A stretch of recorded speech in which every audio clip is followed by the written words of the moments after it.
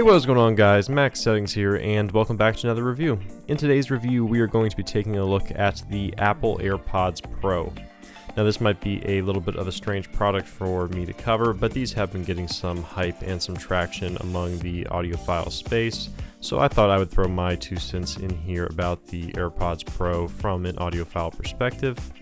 And just to get this out of the way, this little thing here is because I borrowed this set of AirPods Pro from my dad. He let me borrow them for about a day.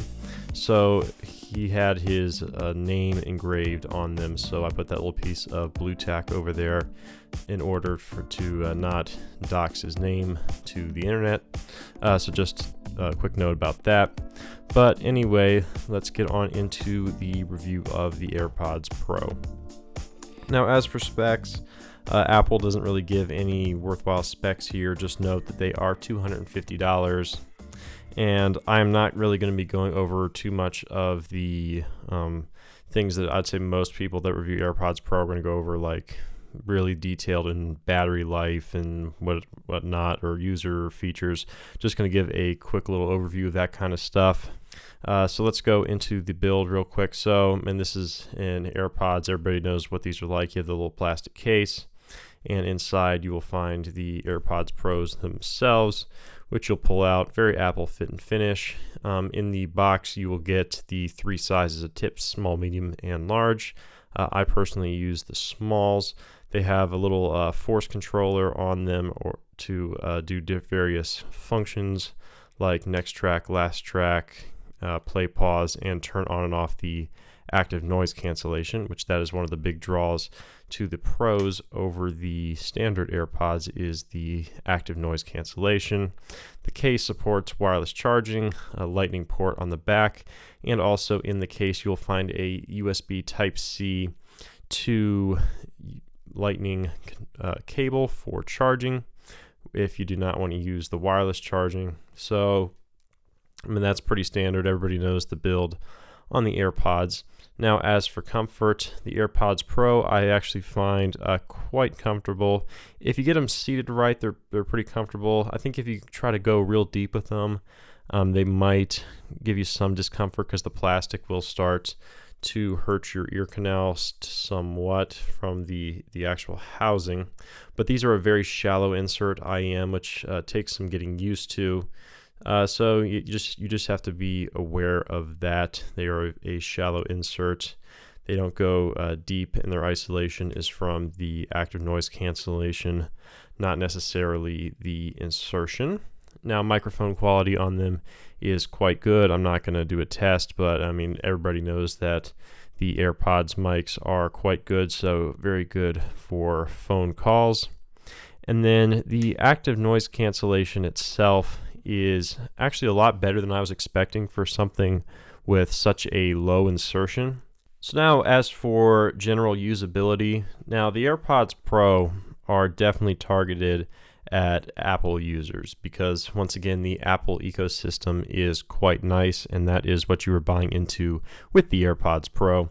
So I myself actually am an iPhone user. This is my iPhone 11 Pro Max, and with the AirPods Pro, you have the W1 chip. So when you open them up, like so, they should pop up on the phone, and they will give the battery percentage of the AirPods Pro and the charging case itself.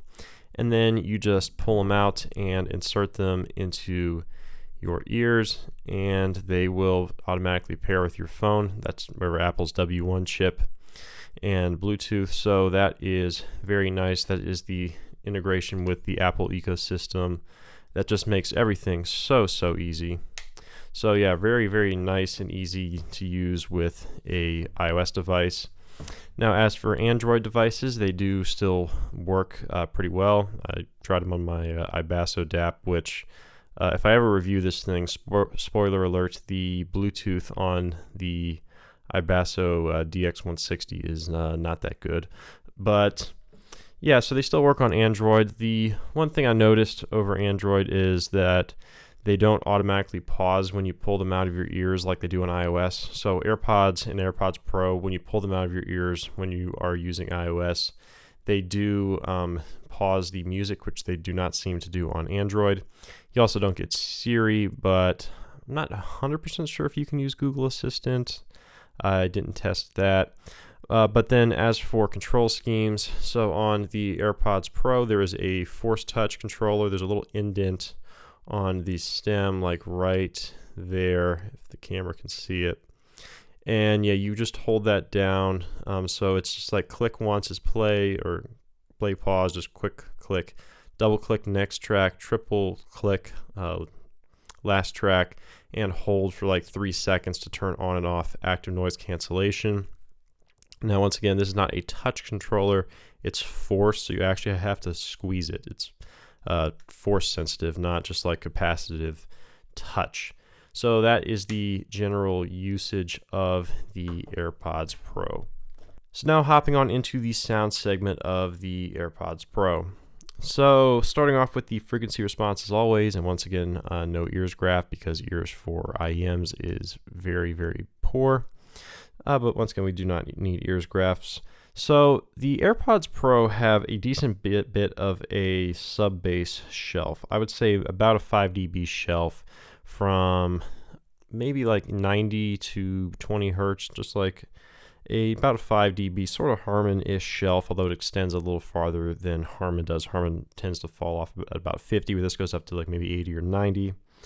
After that, you actually have a pretty warm lower mid-range. Your like 5, 6, 7, 800 hertz area is elevated a couple dB, which gives it a very forward lower mid-range. After that, once you get into the upper end of your lower mid-range and your lower part of your upper mid-range, that like 1 to 2K area, it is very decently flat and somewhat neutral there. Very, very in line and kind of natural sounding vocals, which is very surprising. Very neutral and flat sounding vocals. After that, your treble area of above like 5K is not that forward.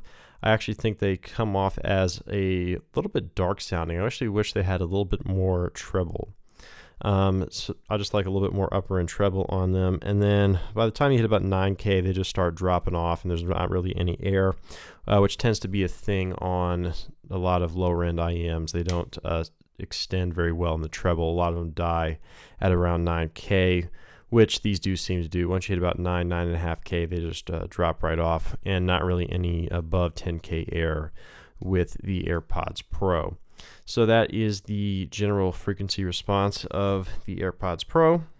So now moving on into the detail. So the AirPods Pro to me sound like about a average to decent-ish $100 IEM in terms of detail. For $250, they're not great detail. There's definitely IEMs that beat them for, I mean, even less money than this, but especially for $250, which I actually have another review of a $250 IEM coming out very shortly, so you can stay tuned for that. So yeah, I'd say these are about a average $100-ish IEM in terms of detail.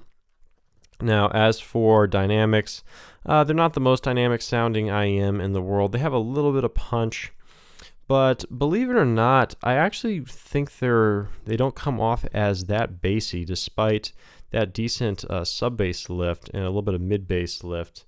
To me, they're not overly warm sounding, which really surprises me considering the average user demographic for these, which I'm going to imagine are people that primarily listen to hip hop and pop music that typically want more bass. And I'm actually not upset about that. They actually come off as slightly warm sounding, but they don't really come off as overly bassy, which kind of surprises me. Which I was thinking, and I was almost like, you know what? In some ways, I almost wish they were bassier, just because I feel like your average user for these are going to be people that generally want a lot of bass, and they're going to be turning them up quite loud to try to get the sensation of more bass, and that's going to be causing tinnitus, which I actually know a few people that have given themselves tinnitus off AirPods. And yeah, so I know some place I almost wish Apple made them bassier to prevent tinnitus in more normal users. But from an audiophile perspective, I don't think they are too overly bassy.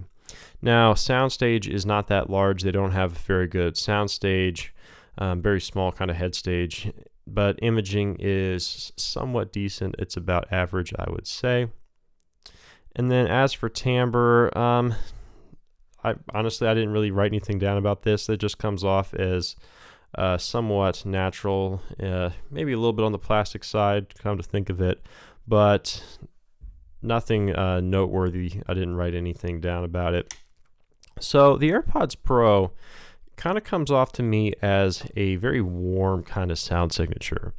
It's a lifted bass and a very forward mid-range, but recessed treble, so very warm, kind of inviting sound signature, where you hear your bass and your vocals, and the treble kind of is a little bit more laid back to not hurt you. And yeah, it's a decent signature that I don't mind. I personally prefer a little more treble, as I said, but this is a very warm, kind of inviting signature that I think a lot of people will like. But once again, surprised it is not bassier. I guess that's where you have to go to the Powerbeats Pro.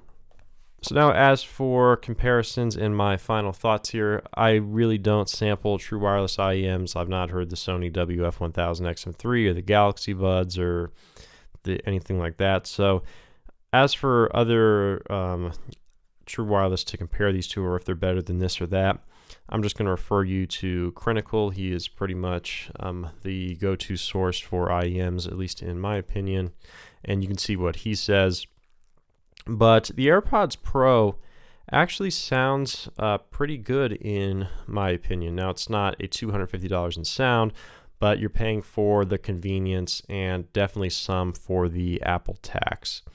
And I think the $250, given what they are, is probably pretty reasonable. Now, I would say if you're not an iOS user, these probably aren't the ones for you. I'm sure the Sonys or the Samsung Buds are definitely probably going to sound better than these, at least from what I've read from people. And you don't need the W1 chip. But for iOS users, these, I think, if you're willing to sacrifice probably a little bit in sound quality, at least from what I've heard from other people, the overall user experience of this might actually be worth it to you. The integration with iOS is very, very easy and very seamless, and they sound pretty good with decent noise cancellation and comfort. So overall, the AirPods Pro I quite like. I'm glad Apple finally went to a full in-ear with noise cancellation, and you have to give credit to Apple too with the original AirPods for really creating this segment. Now, I'm not 100% sure if they were the first ones with a completely true wireless IEM, but regardless of whether or not they were, they definitely were the ones that made this space mainstream and popular, which, love it or hate it, it is a segment that is true, that is here to stay. So the AirPods Pro overall are pretty decent, and I actually like them, and I might consider buying a pair for myself, but I do want to sample some more true wireless before I make that final decision. But once again, for iOS users, the AirPods Pro sound pretty good, and they get the pass from me. But anyway, guys, I hope you enjoyed my review of the AirPods Pro. Links of where to buy these in the description below, as well as my Twitter, my contact email, and all other relevant information. But anyway, guys, I look forward to seeing you in the next one. Bye.